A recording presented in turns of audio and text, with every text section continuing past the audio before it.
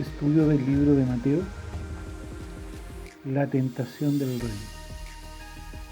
Bueno, en este audio quiero compartir brevemente respecto de eh, Jesús, una vez que fue bautizado en el Jordán y vino sobre él la persona del Espíritu Santo, dice que inmediatamente el Espíritu lo llevó al desierto para ser tentado por el diablo. Y esto lo encontramos en Mateo capítulo 4, versículo desde el 1 al 11. Dice así la palabra de Dios. Entonces Jesús fue llevado por el Espíritu al desierto, es decir, una vez que fue bautizado por Juan el Bautista en el río Jordán, y descendió sobre él la persona del Espíritu Santo, dice que el mismo Espíritu, el Espíritu Santo que estaba sobre él, lo llevó al desierto para ser tentado por el diablo, es decir, lo llevó a una confrontación, a una guerra espiritual. Y Jesús entra en esta confrontación, en esta batalla, en esta guerra espiritual,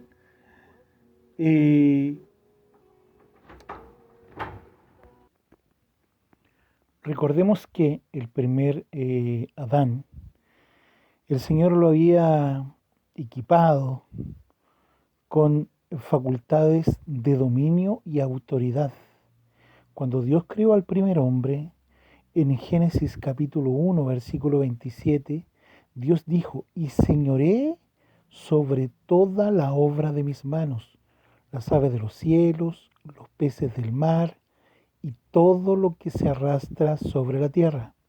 Por causa del pecado, Adán perdió esta facultad de ejercer autoridad, dominio y señorío sobre toda la creación de Dios.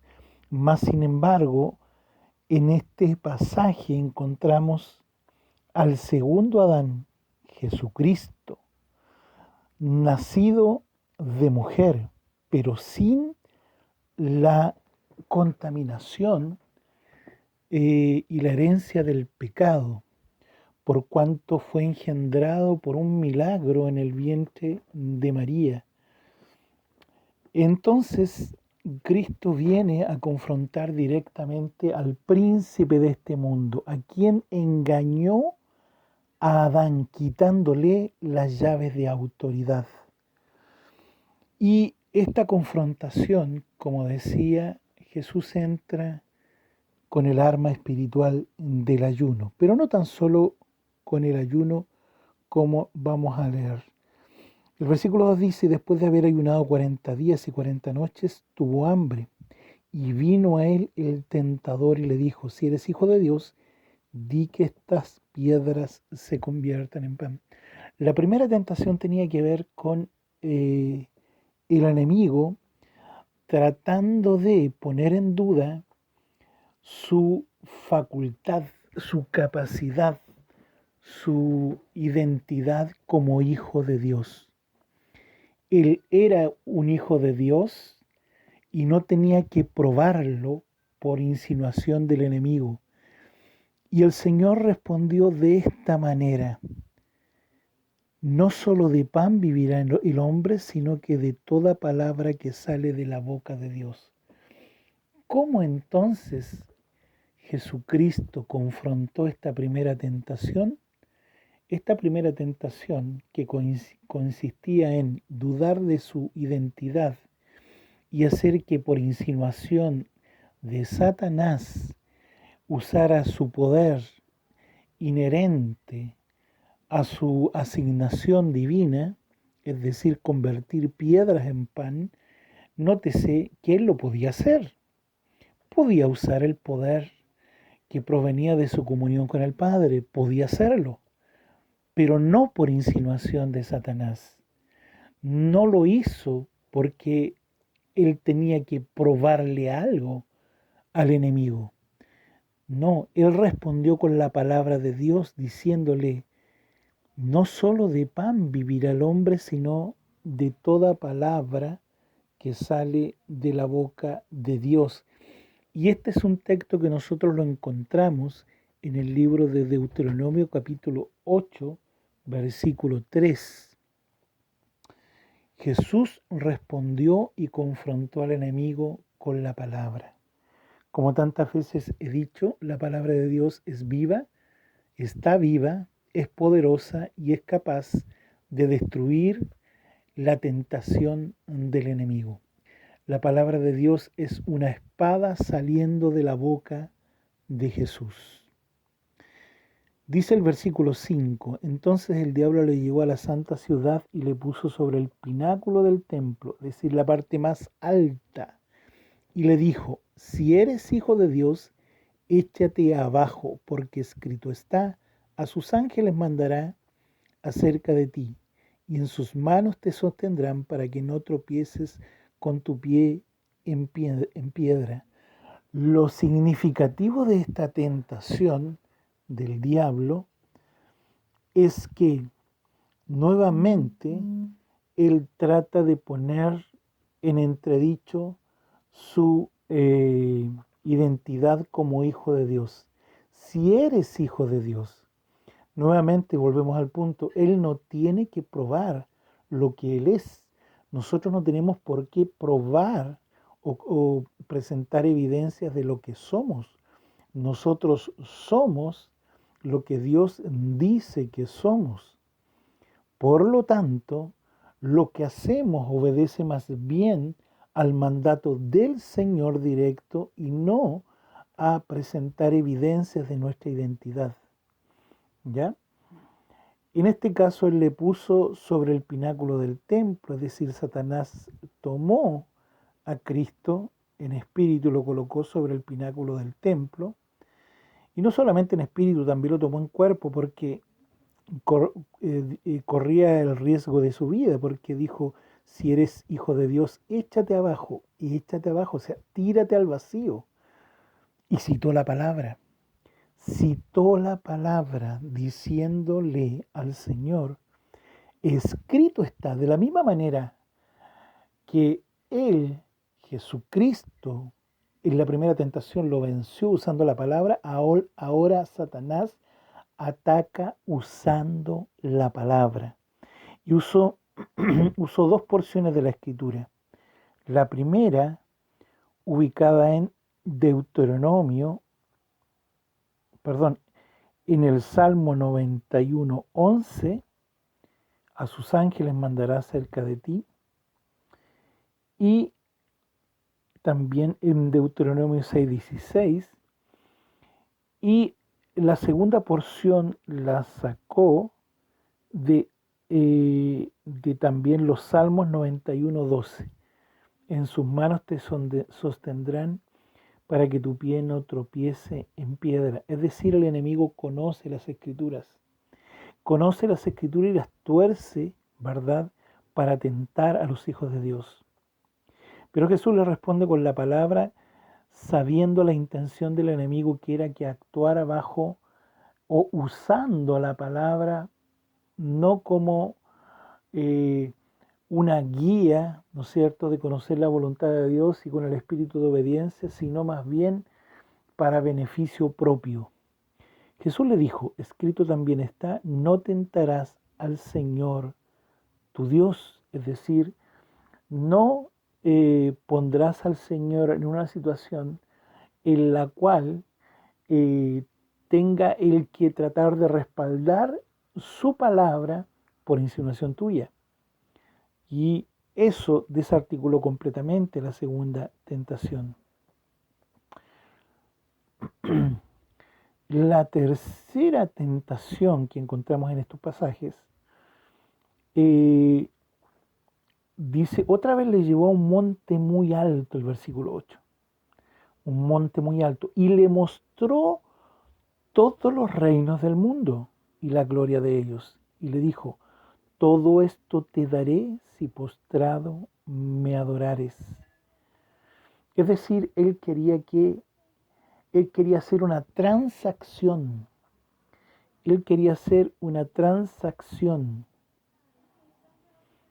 Y le mostró todos los reinos del mundo que según Satanás estaban en su mano. por cuanto se los había robado a Adán.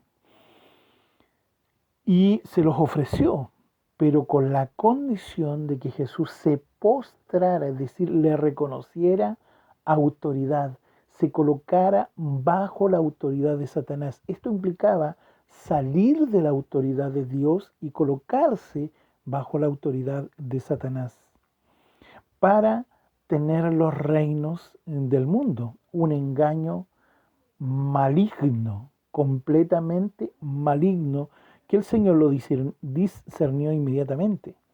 En el versículo 10, el Señor le responde con vigor y con autoridad: vete, vete. Lo dijo con autoridad: vete, Satanás, porque escrito está: al Señor tu Dios adorarás y a Él solo servirás. Le respondió con la palabra. El diablo entonces, dice la Escritura, le dejó, y aquí vinieron ángeles y le servían. Vemos que en la tentación del Señor el enemigo toca tres áreas de su vida y que tienen que ver con tres áreas de todo hombre, en realidad, todo hijo de Dios. Primero, toca su necesidad más intrínseca, la necesidad de su cuerpo, de alimentación. Pero la tentación consiste no en seguir u obedecer la palabra de Dios, sino que seguir la insinuación del enemigo. Es decir, en vez de obedecer a Dios por tratar de justificar o probar que soy un hijo de Dios, obedezco la voz del enemigo. Y Jesús le responde con la palabra de Dios. La segunda tiene que ver con el alma, con, tentarlo para tener o para tentarlo en codiciar o querer poseer los reinos del mundo. Entonces, el Señor no vino para tomar los reinos del mundo. El Señor vino para obedecer la voluntad del Padre. Y de la misma manera así le respondió. Le respondió el Señor con la palabra. En esta segunda tentación al enemigo vemos que para tocar el alma, para tocar ese deseo de codicia que Jesús no lo tenía, ¿verdad? Pero el enemigo quería de alguna manera despertar aquello haciendo una transacción. Entonces Jesús le respondió: escrito está, no tentarás al Señor tu Dios. ¿Qué significa esto? Que él se sujetaba a la autoridad del Padre y no estaba dispuesto a transaccionar por ningún reino. Su propósito, su motivación intrínseca es y siempre será obedecer el mandato del Padre. Y el mandato del Padre era venir a hacer una ofrenda por nuestros pecados. La tercera tentación tiene que ver con el espíritu, con el tema de la adoración. Cuando nosotros adoramos a alguien o alguien adora algo, se convierte en aquello que adora, porque la adoración tiene que ver con el nivel más profundo de comunión. Cuando nosotros adoramos, nuestro espíritu entra en contacto con aquello que adoramos. Entonces el diablo quería que el espíritu de Cristo entrara en contacto con el espíritu de rebelión que lo dominaba a él. Por lo tanto, quería hacerlo su esclavo. Eso es lo que él quería, esclavizar a Cristo. Pero el Señor de la misma manera discernió aquello. Y otra vez, la motivación profunda de su corazón siempre es la obediencia al Padre. Y le dijo el Señor: al Señor mi Dios solamente adoraré y a Él solamente serviré. Adoración es entrar en comunión. El servicio proviene de la comunión, no de la idea del hombre, sino de la comunión. Estas tentaciones son, siempre el enemigo tratará de sacarnos de la voluntad de Dios, tratando de tocar alguna de estas tres áreas. En general, la gente es movida o por la codicia, ¿no es cierto?, o por el deseo de gloria, o por entrar en contacto con alguna entidad demoníaca que lleva a la idolatría para corromper el espíritu del hombre. Pero en estas tres tentaciones el Señor venció. ¿Y cómo el Señor peleó y venció? Número uno, siguiendo al Espíritu y soltando la palabra de Dios y con la motivación siempre de obedecer a Dios, de obedecer al Padre. Entonces, esto es para nosotros muy, muy importante. Lo que debe motivar y mover nuestro corazón, la motivación más profunda de nuestro ser, siempre, siempre, siempre debe ser seguir al Espíritu Santo y obedecer al Señor. Esto debemos colocarlo siempre en primer lugar en nuestra vida espiritual y también en nuestro servicio al Señor. Nuestro servicio al Señor debe ser un derivado de la comunión con Dios, de los mandatos que recibimos del Señor, de la asignación que Él nos ha dado, y no algo que codiciamos, algo que anhelamos, alguna gloria o aplauso de los hombres. No, esto debe ser profundamente escudriñado en nuestro corazón. ¿Qué debemos escudriñar? Nuestras motivaciones. Las motivaciones son aquellas intenciones profundas que están en nuestro espíritu que nos mueven a la acción. Nosotros no servimos o no hacemos algo para Dios por presión del enemigo para probarle algo a la gente, al mundo o al mismo Satanás. Nosotros servimos a Dios porque Dios nos manda a hacer una tarea, una obra, algún trabajo. Eso es lo que nos mueve. ¿Qué nos mueve? Nuestro amor por Dios, nuestro amor por obedecerle a Él. Esto es realmente una, una raíz profunda que tiene que ser asentada en nuestro espíritu, profundamente, porque si esto es asentado en nuestro espíritu, nos librará de todos los caminos equivocados que normalmente los hijos de Dios, por causa de la presión y la tentación, siguen por esos caminos. El camino de la fama, el camino de la codicia por el dinero, el camino, ¿no es cierto?, del aplauso del hombre. Todos esos caminos deben ser cuestionados profundamente en nuestro espíritu antes de servir al Señor. Y debemos hacernos la pregunta, ¿por qué yo sirvo a Dios? ¿Qué es lo que me está moviendo a hacer tal o cual cosa? ¿Es simplemente escuchar su voz en la intimidad y luego actuar en consecuencia? ¿O me estoy moviendo simplemente por el aplauso, por el reconocimiento, por la fama que me brindan o que yo pretendo que me brinden la gente que me rodea? Esto debe ser profundamente cuestionado en nuestros corazones. Y cuando nosotros asentemos la motivación correcta, y la motivación correcta que se asienta en nuestro espíritu, o nosotros debemos asentar en nuestro espíritu, es la motivación de la obediencia. ¿Y cómo nosotros obedecemos? La obediencia siempre debe nacer de la comunión con el Espíritu Santo. Es por esta razón que al iniciar, ¿verdad?, esta porción de las Escrituras, nosotros pudimos ver que primero Jesús fue bautizado con el Espíritu Santo. El Espíritu Santo vino sobre él como una paloma y se asentó sobre él, ¿verdad? Y lo primero que hizo el Espíritu es impulsarlo a ir a la confrontación con el enemigo. Él no fue a la confrontación porque a él se le ocurrió o porque él quiso, el Espíritu lo llevó al desierto. Obediencia. ¿Qué es lo que motivaba a Jesús entonces? No probar algo, sino obedecer. Este es el principal motor de nuestras acciones. Entonces, número uno, nuestras acciones deben ser motivadas por la comunión con la persona del Espíritu Santo. Número dos, siempre nosotros debemos responder con obediencia a una palabra específica del Espíritu Santo. Actuamos porque Él nos dice que actuemos. Lo digo de nuevo, nosotros actuamos y la acción puede ser servicio, batalla, una proclamación, lo que sea.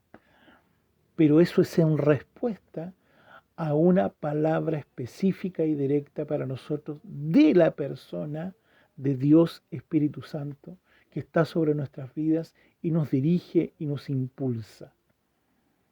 Por lo tanto, si nosotros no tenemos esa palabra, no actuemos. ¿Y qué es lo que hacemos? Bueno, nos quedamos en comunión, no, lo buscamos, lo adoramos, lo exaltamos, nos postramos delante de Él y lo adoramos, abrimos nuestro espíritu para escucharlo a Él. ¿Qué tendrá Él que decirnos? Simplemente a lo mejor en una primera etapa nos puede enseñar y después nos moverá a la acción. Y cuando Él ya nos da la palabra de acción, entonces no podemos quedarnos en el cuarto de la adoración, de la intercesión. Tenemos que actuar.